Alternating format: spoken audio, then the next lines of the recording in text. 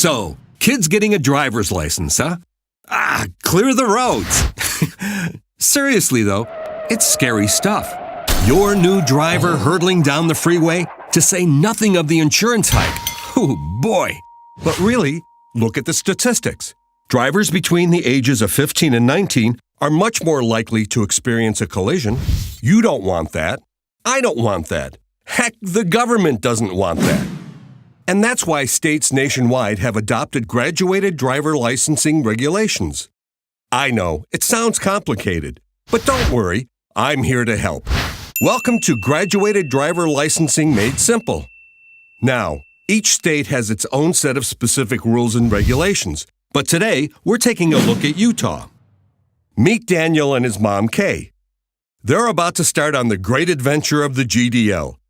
Daniel just turned 15. In Utah, this means he's just old enough to apply for his learner permit.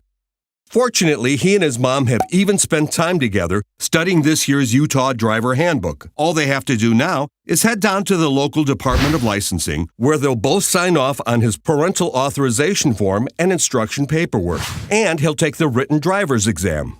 40 harrowing questions later, Daniel is a proud learner permit recipient.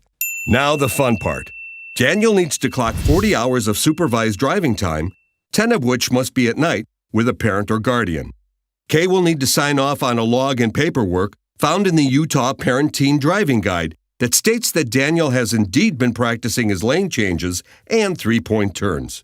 The supervised driving period is really important because it gives experienced drivers a chance to make sure that their protege is learning excellent safety practices behind the wheel. Now that he's got his permit, Daniel needs to spend at least 6 months working on his driving abilities under his mom's watchful eye before moving on to the next phase. Meet Amanda and her uncle Jason. Amanda is almost 15 and a half years old and just spent the last 6 months learning Jason's best tips and tricks for how to pull off the perfect parallel parking job, among other vital rules of the road. She's now ready to embark on that rite of passage, the road test. She and Jason head to the Department of Licensing, where Amanda will show off her shiny new driving skills. With a passing score here and on the Traffic Safety and Trends exam, she'll enter the intermediate stage of the GDL. Now she can finally strike out on her own in that brand new Mercedes, and whatever. She may be allowed to drive solo now, but there are still safety restrictions on her provisional license. Until she spent 6 months with her provisional license or turned 18, she can't have any non-family member passengers under the age of 21, and there's definitely no cell phone use. For the first year, or until she turns 17, she can't drive between the hours of 12 a.m. and 5 a.m. unless she's with a licensed driver, 21 or older. These restrictions are in place to minimize risk and distractions and maximize the experience the new driver gets.